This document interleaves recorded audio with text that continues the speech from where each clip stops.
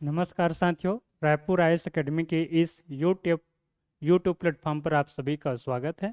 तो आज हम आपके जियोग्राफी से इंडियन जियोग्राफी से टॉप 50 एमसीक्यू देखेंगे जो आपके आगामी एग्जाम के लिए बहुत ही महत्वपूर्ण होने वाले हैं। तो बिना किसी देरी के स्टार्ट करते हैं, ठीक है। पहला क्वेश्चन देखते हैं, क्षेत्रफल की दृष्टि से। चलिए 1 मिनट, फिर स्टार्ट करते हैं। चलिए पहला क्वेश्चन है आपका, क्षेत्रफल की दृष्टि से राजस्थान राजस्थान 3.42 लाख वर्ग किलोमीटर और गोवा 3.7 हजार वर्ग किलोमीटर के बीच क्षेत्रफल का अंतर लगभग कितना है बताना है। ऑप्शन ए में देखेंगे 3.10 लाख वर्ग किलोमीटर, ऑप्शन बी है 3.38 लाख वर्ग किलोमीटर, ऑप्शन सी है 3.40 लाख वर्ग किलोमीटर, ऑप्शन डी है 2.90 लाख वर्ग किलोमीटर। तो इसका सही उत्तर क्या होगा? तो इसका हम सही उत्तर की बात करेंगे तो इसका सही उत्तर क्या हो जाएगा, तो आपको याद रखना है इसका सही उत्तर हो जाएगा ऑप्शन बी करेक्ट हो जाएगा। क्या हो जाएगा? ऑप्शन बी करेक्ट हो जाएगा। आप देखेंगे क्षेत्रफल की दृष्टि से भारत का सबसे बड़ा राज्य कौन सा है, तो राजस्थान है। और सबसे छोटा राज्य की हम बात करेंगे तो सबसे छोटा राज्य कौन सा आपका गोवा है, जनगणना 2011 के अनुसार। और इन दोनों की जनसंख्या को अगर आप डिवाइड करोगे 342 और गोवा की जनसंख्या है 3.7 हजार, ठीक है 3.7 हजार। जब इसे आप करेंगे तो इसको घटाने से आपका क्या होगा, 3.38 लाख, ठीक वर्ग किलोमीटर, दोनों के बीच में अंतर आएगा। तो इसका सही उत्तर क्या हो जाएगा आपका 3,000 7,000, ये आपका हो जाएगा। तो इस आधार पे आपका क्या होगा, 3,000 7,000 वर्ग किलोमीटर है इसका। तो इस आधार पे आप देखेंगे इसका ऑप्शन बी करेक्ट हो जाएगा।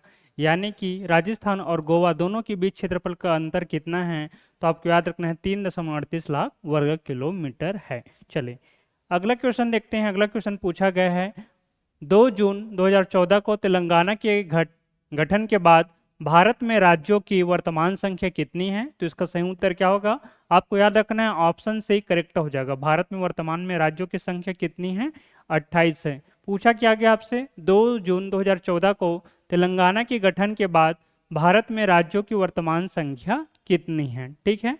तो इसका सही उत्तर क्या होगा आपका 28 हो जाएगा। तो ऑप्शन सी आपको याद रखना है। परंतु प्रश्न के आधार पर देखेंगे तो तेलंगाना के गठन के बाद जो राज्यों की संख्या हुई आपका कितने हो गई थी, 29 राज्य हो गए थी। उसके बाद 2019 में जम्मू कश्मीर पुनर्गठन अधिनियम लाया गया, जिसके अंतर्गत आप देखेंगे राज्यों की जो संख्या है कितनी हो गई, वर्तमान में 28 हो गई, ठीक है। प्रश्न क्या है, 2 जून 2014 को तेलंगाना के गठन के बाद भारत में राज्यों की वर्तमान संख्या कितनी है, तो इसका क्या हो जाएगा, आपको ऑप्शन सी लेना है 28। चलिए आगे देखते हैं। अगला क्वेश्चन पूछा गया है, दमन और दीव तथा दादरा और नगर हवेली केंद्र शासित प्रदेश का कुल क्षेत्रफल लगभग कितना है, तो ऑप्शन ए में देखेंगे 492 वर्ग किलोमीटर है। ऑप्शन बी की हम बात करेंगे तो ऑप्शन बी में है आपका 603 वर्ग किलोमीटर, ऑप्शन सी है 114 वर्ग किलोमीटर और ऑप्शन डी है 32 वर्ग किलोमीटर। तो इसका सही उत्तर क्या होगा, तो इसका हम सही उत्तर की बात करेंगे तो आपका ऑप्शन बी करेक्ट हो जाएगा। क्या हो जाएगा, ऑप्शन बी करेक्ट हो जाएगा। याद रखना है 603 वर्ग किलोमीटर, ठीक है। तो दमन और दीव तथा दादरा और नगर हवेली केंद्र शासित प्रदेश का कुल क्षेत्रफल लगभग कितना है, तो ऑप्शन बी करेक्ट हो जाएगा, 306 वर्ग किलोमीटर हो जाएगा, ठीक है। चलिए आगे बढ़ते हैं। अगला क्वेश्चन पूछा गया है, पोर्ट ब्लेयर जो अंडमान निकोबार की राजधानी है, द्वीप समूह के किस विशिष्ट भाग में स्थित है। ऑप्शन ए में देखेंगे उत्तरी अंडमान, ऑप्शन बी है मध्य अंडमान, ऑप्शन सी है दक्षिणी अंडमान, ऑप्शन डी है छोटा अंडमान, ठीक है। तो इसका सही उत्तर की हम बात करेंगे तो इसका सही उत्तर क्या होगा आपका पोर्ट ब्लेयर। प्रश्न पुनः एक बार रिपीट कर रहा हूं, पोर्ट ब्लेयर जो अंडमान निकोबार की राजधानी है, द्वीप समूह के किस विशिष्ट भाग में है, तो इसका सही उत्तर क्या होगा, आपको याद रखना है ऑप्शन सी करेक्ट हो जाएगा। क्या हो जाएगा, ऑप्शन सी करेक्ट हो जाएगा। यानी कि पोर्ट ब्लेयर जो है आपका अंडमान निकोबार की राजधानी है, वो अंडमान निकोबार के कौन से दक्षिणी अंडमान में स्थित है। तो इसका सही उत्तर क्या हो जाएगा, ऑप्शन सी करेक्ट हो जाएगा, ठीक है। इसको याद रखना है। चलिए अगला क्वेश्चन देखते हैं। अगला क्वेश्चन आपका पूछा गया है, भारत का कौन सा शहर है जिसे दक्षिण भारत का मैनचेस्टर कहा जाता है, ठीक है। क्वेश्चन नंबर अगला क्वेश्चन है, भारत का वह कौन सा शहर है जिसे भारत का मैनचेस्टर कहा जाता है। ऑप्शन ए में देखेंगे चेन्नई है, ऑप्शन बी में देखेंगे पोर्ट ब्लेयर, ऑप्शन सी है मदुरई, ऑप्शन डी है बेंगलुरु। तो इसका सही उत्तर क्या हो जाएगा, तो आपको याद रखना है इसका सही उत्तर क्या होगा, ऑप्शन बी करेक्ट हो जाएगा, ठीक है। क्या हो जाएगा, कोयम्बटूर, ठीक है। तो कोयम्बटूर को क्या है, भारत का दक्षिण भारत का क्या है, मैनचेस्टर कहा जाता है। तो ऑप्शन बी आपका क्या हो जाएगा, करेक्ट हो जाएगा। ठीक है, ऑप्शन थोड़े से ऊपर नीचे हो गए हैं, आपको याद रखना है, पर क्वेश्चन लिख, ठीक है। तो सही उत्तर क्या होगा, ऑप्शन बी करेक्ट हो जाएगा। अगले क्वेश्चन की हम बात करेंगे, तो देश के पहले डॉल्फिन शोध केंद्र की स्थापना कहाँ की गई है। ऑप्शन ए में देखेंगे तो भागलपुर है, ऑप्शन बी है पटना, ऑप्शन सी है रांची और ऑप्शन डी है कोलकाता। ठीक है, तो इसका सही उत्तर क्या होगा, आपको याद रखना है, ऑप्शन बी करेक्ट हो जाएगा।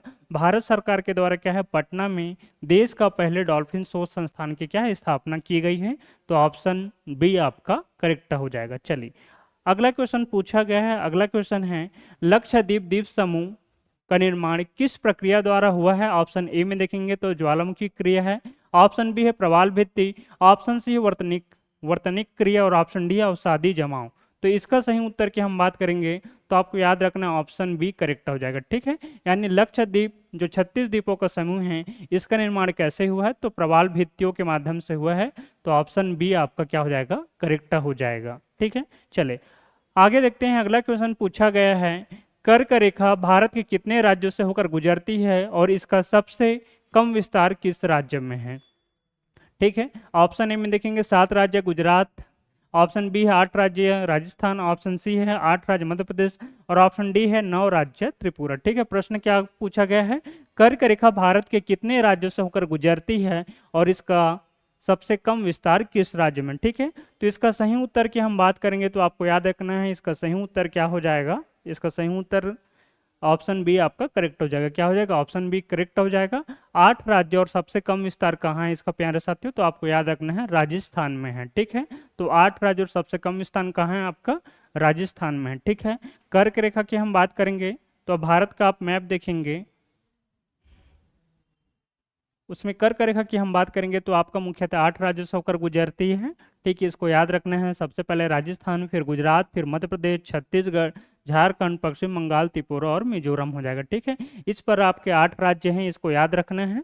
ठीक है, राजस्थान हो जाएगा, फिर आपका गुजरात हो जाएगा, फिर मध्य प्रदेश, छत्तीसगढ़, झारखंड, पश्चिम बंगाल, ठीक है, उसके बाद त्रिपुरा और क्या हो जाएगा, त्रिपुरा और मिजोरम हो जाएगा। ठीक है, तो इस प्रकार आप देखेंगे आपके 8 राज्यों से होकर गुजरता है, इसको आपको याद रखना है। चलिए आगे हम देखते हैं। अगला क्वेश्चन है, भारतीय मानक समय IST और ग्रीनविच मध्यमान समय GST के बीच कितना अंतर है।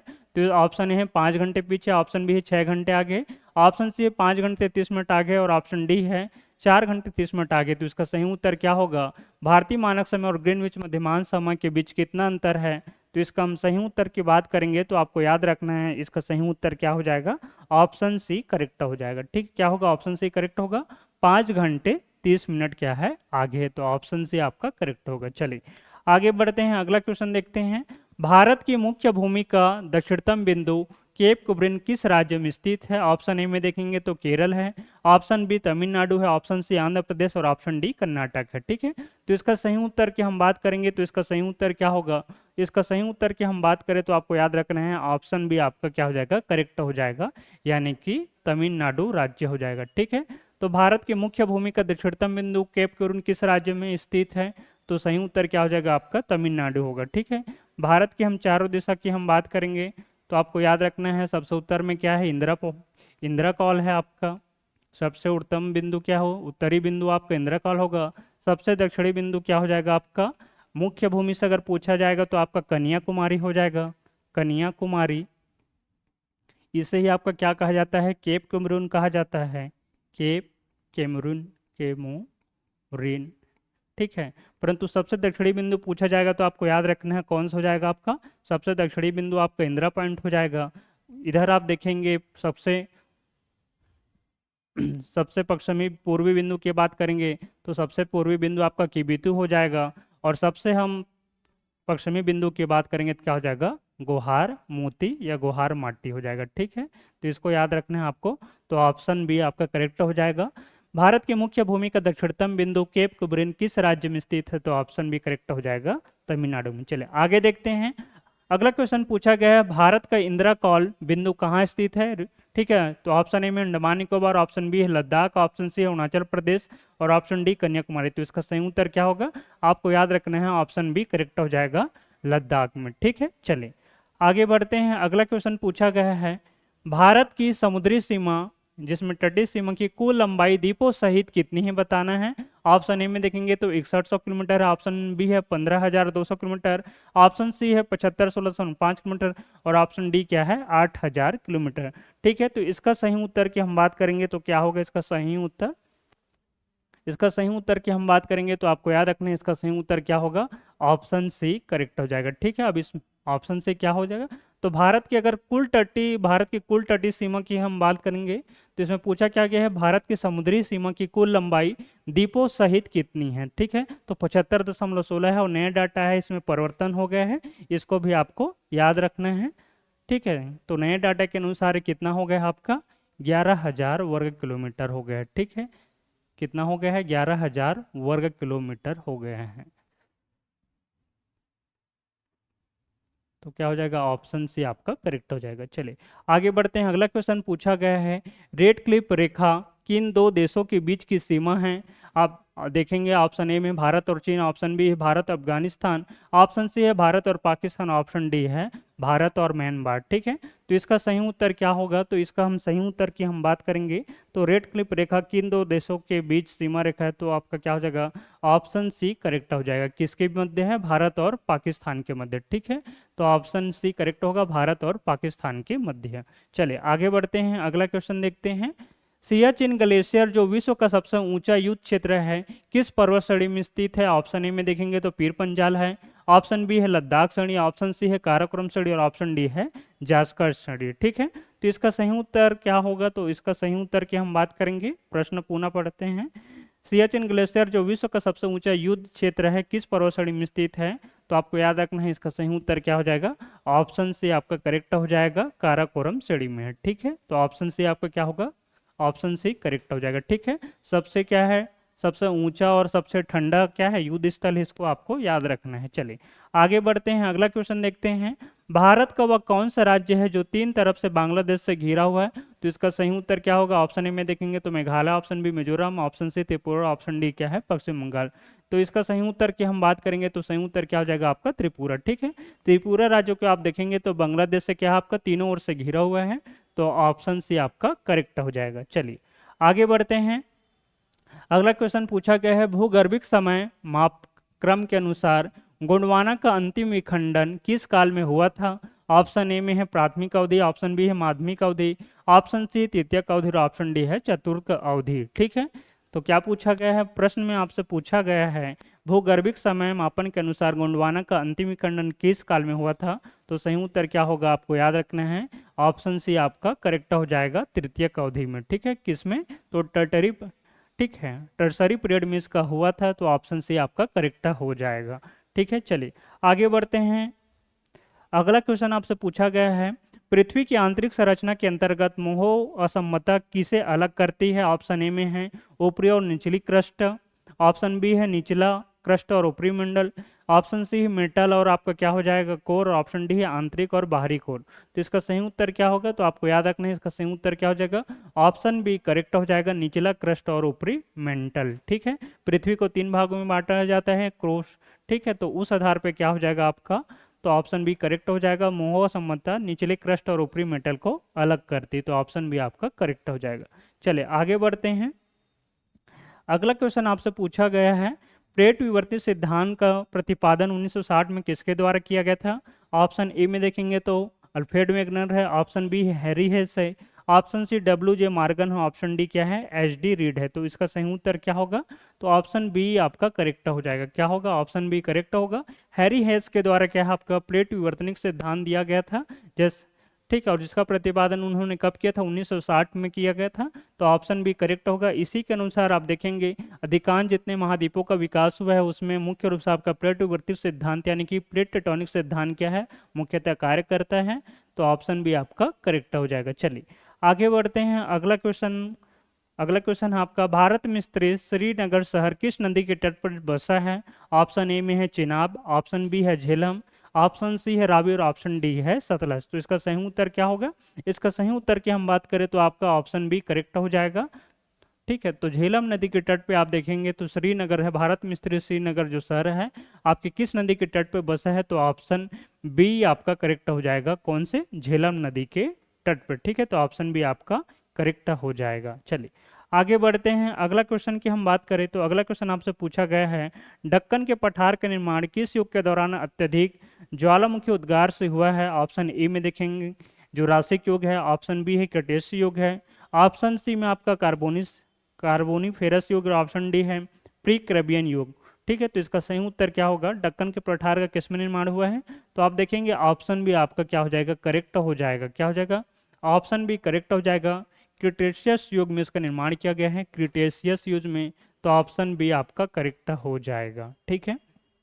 चलिए आगे देखते हैं। अगला क्वेश्चन आपसे पूछा गया है। अगला क्वेश्चन है, भारत का वह कौन सा द्वीप है जहां देश का एकमात्र सक्रिय ज्वाला स्थित है? आपके ऑप्शन ए में देखेंगे तो नारकुंडम द्वीप है, ऑप्शन बी है बैरन द्वीप है, ऑप्शन सी है नील द्वीप और ऑप्शन डी है हलाक द्वीप।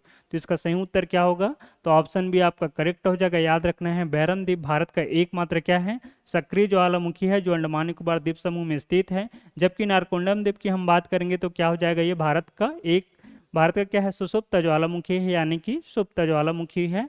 तो ऑप्शन इसमें प्रश्न के अनुसार क्या हो जाएगा? ऑप्शन बी आपका करेक्ट हो जाएगा, बैरन द्वीप हो जाएगा। ठीक है। भारत का एकमात्र सक्रिय ज्वालामुखी बैरन द्वीप है जो पोर्ट ब्लेयर से कितना है? 135 किलोमीटर की दूरी पर स्थित है। तो ऑप्शन बी आपका करेक्ट होगा। चलिए आगे देखते हैं। अगला क्वेश्चन आपसे पूछा गया है, हिमालय पर्वत की उत्पत्ति किस प्राचीन सागर के स्थान पर हुई है? ऑप्शन ए में देखेंगे तो कैस्पियन सागर है, ऑप्शन बी है तेसिस सागर, ऑप्शन सी भूमध्य सागर और ऑप्शन डी क्या है? लाल सागर। तो इसका सही उत्तर की हम बात करेंगे तो क्या होगा? ऑप्शन बी आपका करेक्ट हो जाएगा। तो ऑप्शन बी क्या हो जाएगा? करेक्ट होगा। आप हिमालय पर्वत को देखेंगे, हिमालय पर्वत की बात हो रहा है, सबसे युवा पर्वत इसको कहा जाता है। तो हिमालय पर्वत की उत्पत्ति किस प्राचीन सागर के स्थान पर हुई? तो आपको याद रखना ऑप्शन बी करेक्ट हो जाएगा।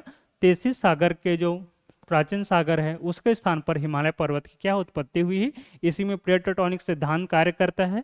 और आप देखेंगे इंडियन प्लेट और यूरेशियन प्लेट, ठीक है, इंडियन प्लेट और आपका क्या होगा? Eurasian plate. इंडियन प्लेट और यूरेशियन प्लेट दोनों के टकराने से क्या होता है? इंडियन प्लेट्स और यूरेशियन प्लेट दोनों के टकराने से आपका तेसिस सागर का विकास होगा, तेसिस सागर। और यही बाद में आपका क्या है? हिमालय, यहीं से ही तेसिस सागर बाद में क्या है? इसी से आपका हिमालय पर्वत की उत्पत्ति होती है। ठीक है। हिमालय पर्वत की क्या होती है? उत्पत्ति है। तो इसको याद रखना है। तेसिस इंडियन प्लेट और यूरेशियन प्लेट से आपका तेसिस सागर का निर्माण होगा प्लेट टेक्टोनिक सिद्धांत के आधार पे, और इसी पे क्या होगा? आपका हिमालय पर्वत की उत्पत्ति इसी तेसिस सागर के स्थान पे हुआ है। चलिए आगे बढ़ते हैं। अगला क्वेश्चन देखते हैं। अगला क्वेश्चन पूछा गया है, दक्षिण भारत के सबसे ऊंची चोटी अनाई मोड़ी की ऊंचाई कितनी है? ऑप्शन देखिए, ए में है आपका 2637 मीटर, ऑप्शन बी है 2695 मीटर, ऑप्शन सी है 1722 मीटर, ऑप्शन डी क्या है आपका?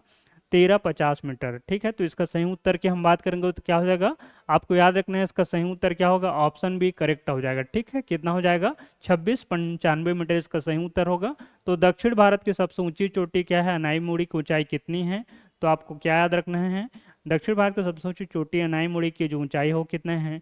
2695 मीटर है। चले तो ऑप्शन बी करेक्ट होगा। अगला प्रश्न देखते हैं। अगला प्रश्न पूछा गया है, जवाहर सुरंग किस प्रसिद्ध दर्रे से होकर गुजरती है? ऑप्शन ए में देखेंगे तो जो जिला दर्रा है, ऑप्शन बी में है सिपकिला दर्रा है, और ऑप्शन सी में देखेंगे तो बनिहाल दर्रा, और ऑप्शन डी क्या है? रोहतांग दर्रा है। ठीक है। तो इसका हम सही उत्तर की हम बात करेंगे तो क्या हो जाएगा? आपको याद रखना है ऑप्शन सी आपका क्या हो जाएगा? करेक्ट हो जाएगा। क्या होगा? तो प्यारे साथियों इसका सही उत्तर क्या होगा? ऑप्शन से आपका करेक्ट हो जाएगा। जवाहर सुरंग की हम बात करेंगे तो आपका देखेंगे किस पे, कौन से दर्रे पे, किस प्रसिद्ध दर्रे से होकर गुजरती है? तो ऑप्शन सी करेक्ट हो जाएगा, बनिहाल दर्रा से। ठीक है। किससे हो जाएगा? बनिहाल दर्रा से, जो श्रीनगर और क्या है? जम्मू कश्मीर को जोड़ती है। ठीक है। तो ऑप्शन सी आपका क्या हो जाएगा? करेक्ट हो जाएगा। चलिए आगे बढ़ते हैं। अगला क्वेश्चन देखते हैं। अगला क्वेश्चन आपसे पूछा गया है, धुआंधार जलप्रपात मध्य प्रदेश में किस नदी पर स्थित है? ऑप्शन ए में देखेंगे तो चंबल नदी है, ऑप्शन बी नर्मदा नदी, ऑप्शन सी है तापी और ऑप्शन डी है सोन। ठीक है, तो इसका सही उत्तर क्या हो जाएगा, आपको याद रखना है। इसका सही उत्तर क्या होगा प्यारे साथियों? ऑप्शन बी करेक्ट हो जाएगा। क्या हो जाएगा? नर्मदा नदी। ठीक है, तो मध्य प्रदेश में आपका धुआंधार जलप्रपात है। ठीक है, तो इसका सही उत्तर क्या होगा? ऑप्शन बी आपका करेक्ट हो जाएगा। धुआंधार जलप्रपात क्या है? मध्य प्रदेश में नर्मदा नदी। ठीक है, नर्मदा नदी पर स्थित है। और एक किसके पास स्थित है? तो भेड़ा घाट के पास स्थित है। तो ऑप्शन बी आपका करेक्ट हो जाएगा। ठीक है, चलिए आगे बढ़ते हैं, अगला क्वेश्चन देखते हैं। अगला क्वेश्चन आपसे पूछा गया है, सिंधु नदी का उद्गम स्थल तिब्बत में स्थित किस झील के पास है? ऑप्शन ए में देखेंगे तो मानसरोवर है, ऑप्शन बी राकसताल है, ऑप्शन सी है शेषनाग झील और ऑप्शन डी है उलर झील। ठीक है, तो इसका हम सही उत्तर की बात करेंगे तो क्या होगा? तो ऑप्शन ए आपका करेक्ट हो जाएगा। ठीक है, याद रखना इसका सही उत्तर क्या होगा? ऑप्शन ए करेक्ट होगा। मानसरोवर झील से आप देखेंगे तो सिंधु नदी और ब्रह्मपुत्र नदी, ठीक है, दोनों नदियों का उद्गम कहाँ से होता है? तो आपको याद रखना है मानसरोवर झील से उत्पन्न होता है। तो ऑप्शन ए आपका करेक्ट हो जाएगा। ठीक है, चलिए आगे बढ़ते हैं, अगला क्वेश्चन देखते हैं। अगला क्वेश्चन पूछा गया है, भागीरथी और अलकनंदा नदियों का संगम कहाँ होता है, जहाँ इसे क्या है गंगा के नाम से जाना जाता है? ऑप्शन ए में देखेंगे तो रुद्रप्रयाग है, ऑप्शन बी है देवप्रयाग, ऑप्शन सी है कर्णप्रयाग और ऑप्शन डी है विष्णुप्रयाग। ठीक है, तो इसका सही उत्तर क्या होगा? ऑप्शन बी आपको याद रखना, ऑप्शन बी करेक्ट हो जाएगा। ठीक, क्या होगा? ऑप्शन बी करेक्ट हो जाएगा, यानी देवप्रयाग। ठीक है, तो भागीरथी और अलकनंदा नदियों का संगम कहाँ होता है, जहाँ से इसे गंगा के नाम से जाना जाता है? तो वह स्थान क्या होगा? ऑप्शन बी करेक्ट हो जाएगा, आपको क्या हो जाएगा? देवप्रयाग हो जाएगा। चलिए आगे आगे बढ़ते हैं, अगला क्वेश्चन देखते हैं। अगला क्वेश्चन आपसे पूछा गया है, भारत का सबसे ऊंचा बांध कौन सा है और इसकी ऊंचाई कितनी है? ऑप्शन ए में देखेंगे तो हीराकुंड है 200 मीटर, ऑप्शन बी है टिहरी 261 मीटर, ऑप्शन सी है भाखड़ा नागल 226 मीटर और ऑप्शन डी है सरदार सरोवर 163 मीटर। तो इसका सही उत्तर क्या होगा? आपको याद रखना है, ऑप्शन बी आपका करेक्ट हो जाएगा। ठीक है, क्या हो जाएगा? ऑप्शन बी करेक्ट होगा, टिहरी बांध हो जाएगा। और कितना? 261 मीटर। ठीक है, उत्तराखंड राज्य में है। तो भारत का सबसे ऊंचा बांध कौन सा हो जाएगा? तो आपका टिहरी बांध हो जाएगा, उत्तराखंड में है और ये 261 मीटर है। जबकि हीराकुंड बांध उड़ीसा में है, 200 मीटर है। भाखड़ा नागल बांध देखेंगे सतलज नदी पे 226 मीटर है। सरदार सरोवर हम बांध की हम बात करेंगे, आपका कहाँ है? गुजरात में 163 मीटर। ठीक है, तो सारे आपको याद रखना है। इसका सही उत्तर क्या हो जाएगा? तो ऑप्शन बी आपका करेक्ट हो जाएगा। चलिए आगे बढ़ते हैं, अगला क्वेश्चन आपसे पूछा गया है, विश्व का सबसे बड़ा नदी द्वीप माजुली किस नदी द्वारा निर्मित है? ऑप्शन ए में देखेंगे तो गंगा है, ऑप्शन बी ब्रह्मपुत्र है, ऑप्शन सी सिंधु और ऑप्शन डी क्या है? गोदावरी। ठीक है, तो इसका सही उत्तर क्या होगा? तो हम इसका सही उत्तर की बात करेंगे तो आपको याद रखना है, ऑप्शन बी आपका क्या हो जाएगा? करेक्ट हो जाएगा। कौन सा नदी हो जाएगा? ब्रह्मपुत्र नदी हो जाएगा। ठीक है, तो ब्रह्मपुत्र नदी में आपका विश्व क्या है? विश्व का सबसे बड़ा नदी द्वीप है माजुली द्वीप। और ये क्या है? एक तैरता हुआ द्वीप के समान है और यहीं पे आपका एक, ठीक है, तो इसका सही उत्तर क्या हो जाएगा?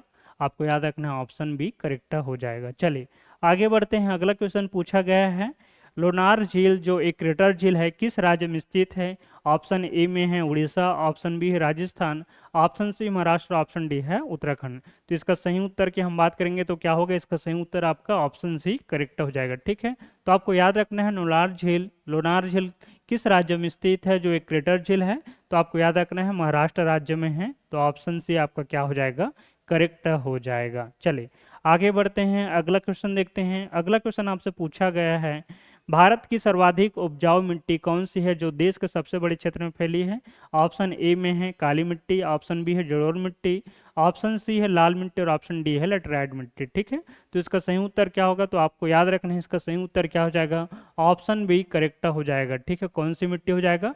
ऑप्शन बी करेक्ट होगा, जलोढ़ मिट्टी। लगभग कितना? 45%, 42 से 45% भारत के सर्वाधिक भाग में इसका विस्तार है। तो ऑप्शन बी आपका करेक्ट हो जाएगा। ठीक है, उसके बाद देखेंगे तो लाल पीली मिट्टी, फिर काली मिट्टी, फिर लेटराइट मिट्टी। तो ऑप्शन बी करेक्ट होगा। तो भारत की सर्वाधिक उपजाऊ मिट्टी कौन सा है? तो ऑप्शन बी करेक्ट होगा, जलोढ़ मिट्टी। ठीक है, इसी को आप देखेंगे तो बांगर और खादर के रूप में दो भागों में बांटे जाते हैं, पुरानी जोड़ों और नवीन जोड़ों के आधार पे। तो पुरानी जोड़ को आपका बांगर और नवीन जोड़ को आपको खादर कहा जाता है। तो ऑप्शन बी क्या हो जाएगा? करेक्ट हो जाएगा। ठीक है, चलिए आगे बढ़ते हैं, अगला क्वेश्चन पूछा गया है आपसे, रेगुर मिट्टी फिर रेगुर मिट्टी किस अन्य मिट्टी का नाम है और यह किस फसल के लिए उत्तम है?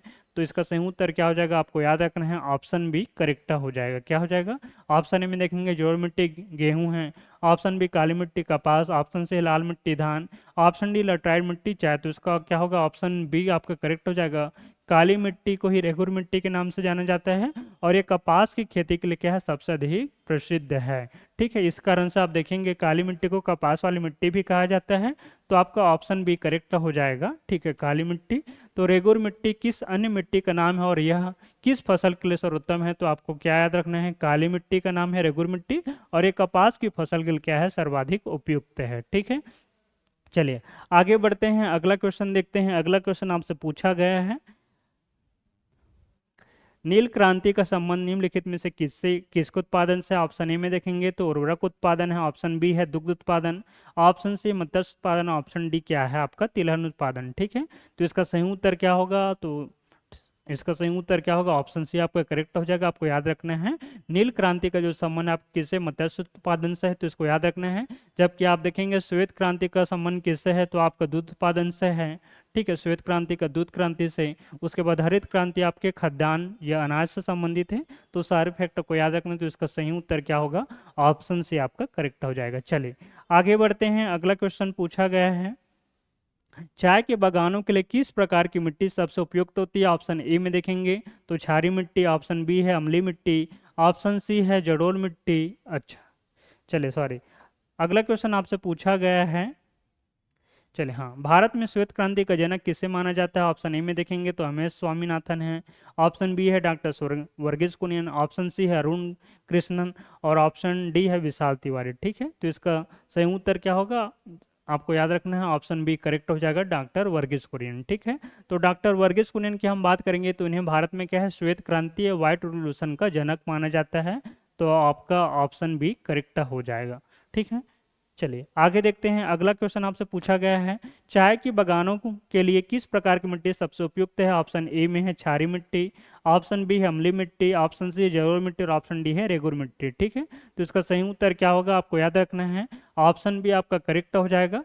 चाय के बागानों के लिए किस प्रकार की मिट्टी सबसे उपयुक्त है, तो ऑप्शन बी करेक्ट होगा, अम्लीय मिट्टी। ठीक है, एसिड मिट्टी इसके लिए उपयुक्त होती है, तो इसको याद रखना है। सही उत्तर क्या होगा, ऑप्शन बी आपका करेक्ट हो जाएगा। क्या हो जाएगा, ऑप्शन बी। चलिए आगे बढ़ते हैं, अगला क्वेश्चन आपसे पूछा गया है, आम्र वर्षा का संबंध मुख्य रूप से किन राज्यों से है। ऑप्शन ए में देखेंगे तो पंजाब और हरियाणा है, ऑप्शन बी केरल और कर्नाटक है, ऑप्शन से उत्तर प्रदेश और बिहार, ऑप्शन डी है पश्चिम बंगाल और असम। तो इसका सही उत्तर की हम बात करेंगे तो क्या होगा, आपको याद रखना है ऑप्शन बी करेक्ट हो जाएगा। ठीक है, तो ग्रीष्म ऋतु में क्या होती है, वर्षा भरी जो वर्षा होती है ग्रीष्म ऋतु में, तो उसी को क्या होगा, आम्र वर्षा के लिए लाभदायक होता है। प्रश्न क्या पूछा गया आपसे, आम्र वर्षा का संबंध मुख्य रूप से किन राज्यों से है, तो आपको याद रखना है केरल और कर्नाटक से। क्या हो जाएगा, ऑप्शन बी करेक्ट हो जाएगा, केरल और कर्नाटक से। ठीक है, तो ग्रीष्म ऋतु के अंत में केरल और तटीय कर्नाटक में होने वाली वर्षा को क्या है, आम्र वर्षा कहा जाता है। क्यों, क्योंकि आम की फसल को पकाने में क्या होते हैं, सहायक होते हैं।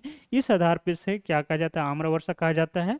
और इसका संबंध क्या है, मुख्यतः आप देखेंगे केरल और कर्नाटक राज्य से। चलिए आगे बढ़ते हैं, अगला क्वेश्चन आपसे पूछा गया है, भारत में प्रोजेक्ट टाइगर की शुरुआत किस वर्ष की गई थी। ऑप्शन ए में देखेंगे तो 1972, ऑप्शन बी 1973 और ऑप्शन डी सी है 1980 और ऑप्शन डी है 1992। तो इसका सही उत्तर क्या होगा, आपको याद रखना है, इसका सही उत्तर आपका हो जाएगा ऑप्शन बी करेक्ट हो जाएगा। ठीक है, तो 1 अप्रैल 1973, 1 अप्रैल 1973 आपका जिम कॉर्बेट नेशनल जो पार्क है वहां से भारत में क्या है, प्रोजेक्ट टाइगर की शुरुआत की गई थी। वर्तमान में हम बात करेंगे तो टोटल भारत में आपके कितने वर्तमान में टाइगर रिजर्व हो गए हैं, तो वर्तमान आप देखेंगे तो भारत में 58 टाइगर रिजर्व हैं। तो इसको आपको याद रखना है। जबकि छत्तीसगढ़ का हम बात करेंगे, गुरु घासीदास तमोर पिंगला टाइगर 56वें क्रम का है। तो सारे फैक्टर याद रखना है। तो इसका सही उत्तर क्या हो जाएगा, ऑप्शन बी करेक्ट हो जाएगा। ठीक है, क्या होगा, ऑप्शन बी करेक्ट हो जाएगा। चलिए आगे बढ़ते हैं, अगला क्वेश्चन देखते हैं। अगला क्वेश्चन पूछा गया है, मध्य प्रदेश का मलाज खंड किस खनिज के उत्पादन के लिए प्रसिद्ध है। ऑप्शन ए में देखेंगे तो लोहा है, ऑप्शन बी तांबा, ऑप्शन सी हीरा और ऑप्शन डी कोयला है। ठीक है, तो इसका सही उत्तर क्या होगा, तो आपको याद रखना है ऑप्शन बी आपका करेक्ट हो जाएगा, किसके लिए, तांबा या कॉपर के लिए। ठीक है, तो मध्य प्रदेश का जो मलाज खंड किस खनिज के उत्पादन के लिए प्रसिद्ध है, तो सही उत्तर क्या होगा, ऑप्शन बी आपका तांबा हो जाएगा। उसी प्रकार आप देखेंगे तो राजस्थान का केथड़ी भी मुख्य रूप से किसके लिए, तांबा के लिए प्रसिद्ध है, पर प्रश्न अनुसार क्या हो जाएगा, इसका सही उत्तर ऑप्शन बी करेक्ट हो जाएगा। चलिए आगे बढ़ते हैं, अगला क्वेश्चन देखते हैं। अगला क्वेश्चन आपसे पूछा गया है, भारत का सबसे पुराना तेल शोधक कारखाना कहाँ स्थित है। ऑप्शन ए में देखेंगे तो बरनौली है, option B Digboi, option C है हल्दिया और ऑप्शन डी तांबे है। ठीक है, तो इसका सही उत्तर क्या हो जाएगा, तो आपको याद रखना है, इसका सही उत्तर क्या हो जाएगा, ऑप्शन बी करेक्ट हो जाएगा, डिगबोई। ठीक है, तो असम का जो डिगबोई की नामक स्थान है वो क्या है, भारत का सबसे पुराना तेल शोधक कारखाना है। कहाँ स्थित है, तो एक आपका डिगबोई हो जाएगा। राज्य की हम बात करेंगे तो कौन सा हो जाएगा, असम में हो जाएगा। ठीक है, तो याद रखना है, इसका सही उत्तर क्या हो जाएगा, भारत का सबसे पुराना तेल शोधक कारखाना कहाँ स्थित है, तो ऑप्शन बी करेक्ट हो जाएगा, डिगबोई, असम के डिगबोई में। ठीक है, चलिए आगे बढ़ते हैं। अगला क्वेश्चन पूछा गया है आपसे, भिलाई इस्पात संयंत्र की स्थापना किस देश के सहयोग से की गई थी, तो इसको आपको याद रखना है। ऑप्शन ए में देखेंगे तो जर्मनी है, ऑप्शन बी ब्रिटेन है, ऑप्शन सी है सोवियत संघ और ऑप्शन डी है अमेरिका। तो इसका सही उत्तर क्या होगा, तो आपको याद रखना है, इसका सही उत्तर क्या होगा, ऑप्शन सी करेक्ट हो जाएगा। ठीक है, सोवियत संघ या रूस के सहयोग से भिलाई इस्पात संयंत्र की स्थापना की गई थी। इसका मैंने आपको बताया भी था, भीरू भीरू राज दुबे। ठीक है, इस ट्रिक के माध्यम से क्या है, सभी आप इस्पात संयंत्रों की स्थापना को देख सकते हैं। तो भिलाई इस्पात संयंत्र की स्थापना किस देश के सहयोग से की गई थी, तो सही उत्तर क्या हो जाएगा आपका, सोवियत संघ होगा, जर्मनी तो राउरकेला होगा, ब्रिटेन आपका दुर्गापुर हो जाएगा।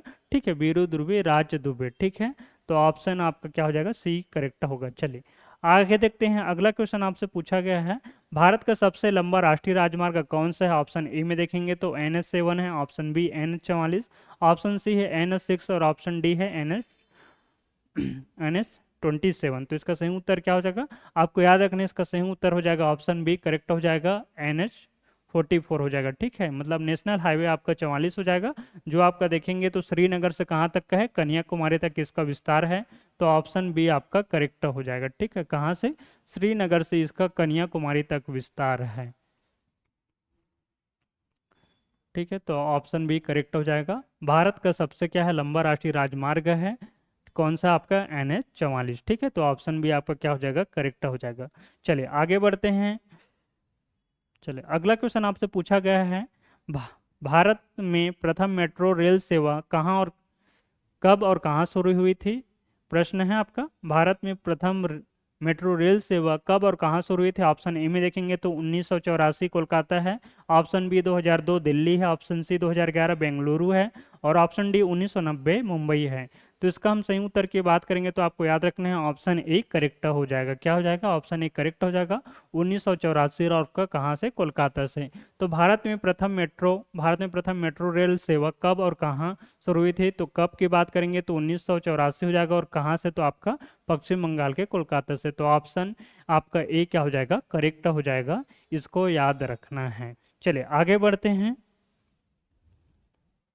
चलिए अगला क्वेश्चन आपसे पूछा गया है, जनगणना 2011 के अनुसार भारत का सर्वाधिक जनसंख्या घनत्व वाला राज्य कौन सा है। ऑप्शन ए में देखेंगे तो पश्चिम बंगाल है, ऑप्शन बी बिहार है, ऑप्शन से उत्तर प्रदेश और ऑप्शन डी केरल है। ठीक है, तो इसका सही उत्तर की हम बात करेंगे तो क्या होगा, ऑप्शन बी आपका करेक्ट हो जाएगा, क्या हो जाएगा, बिहार हो जाएगा। ठीक है, तो 2011 के जनगणना के अनुसार भारत का सर्वाधिक जनसंख्या घनत्व वाला राज्य कौन सा है, तो सही उत्तर क्या हो जाएगा आपका, ऑप्शन बी करेक्ट हो जाएगा। कौन सा राज्य होगा, बिहार हो जाएगा।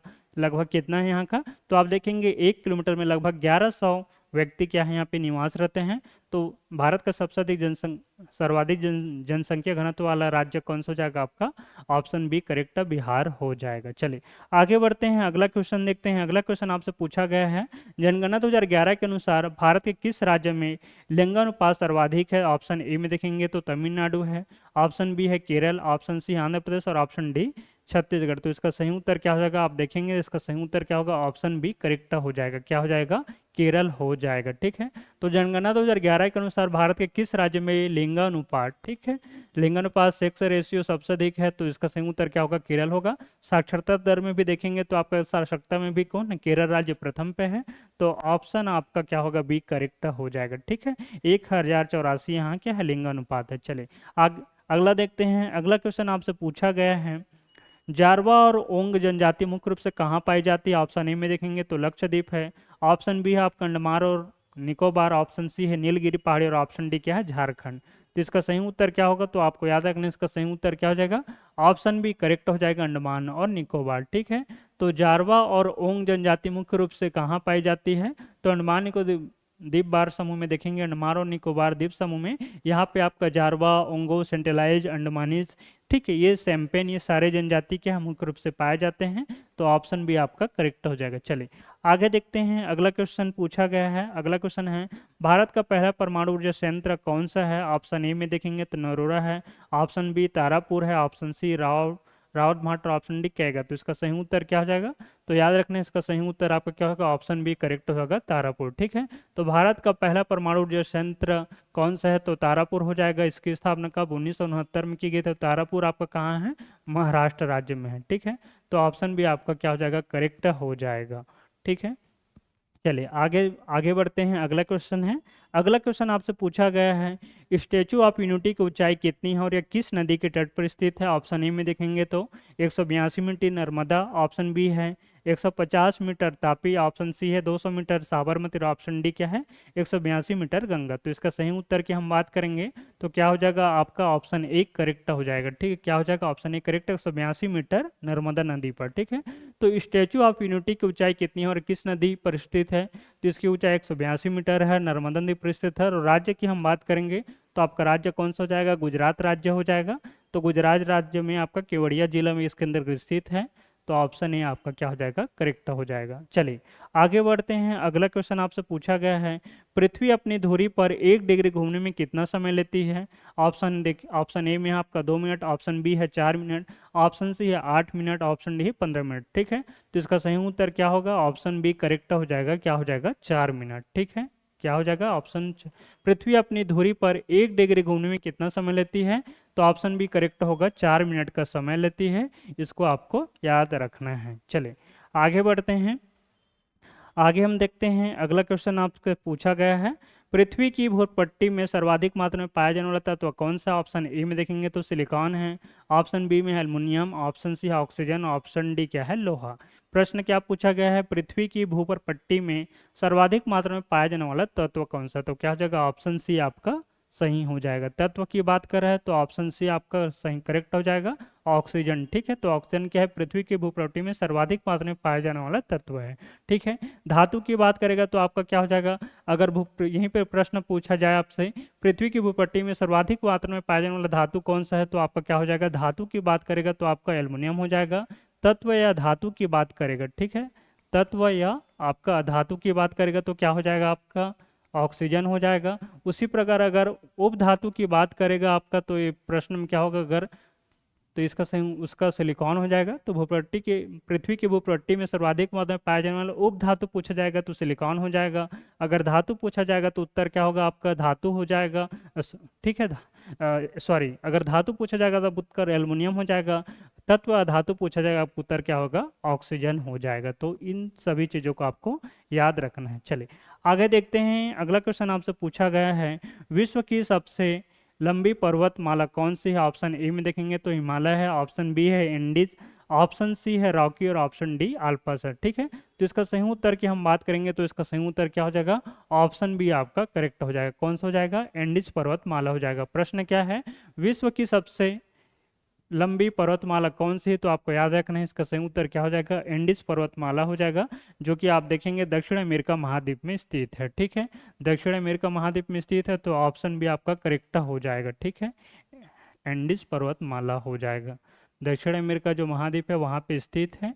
तो ये थे आपके प्यारे साथियों इंडियन ज्योग्राफी के आपके टॉप 50 MCQ। आशा कि आपको ये क्लास सकेगी।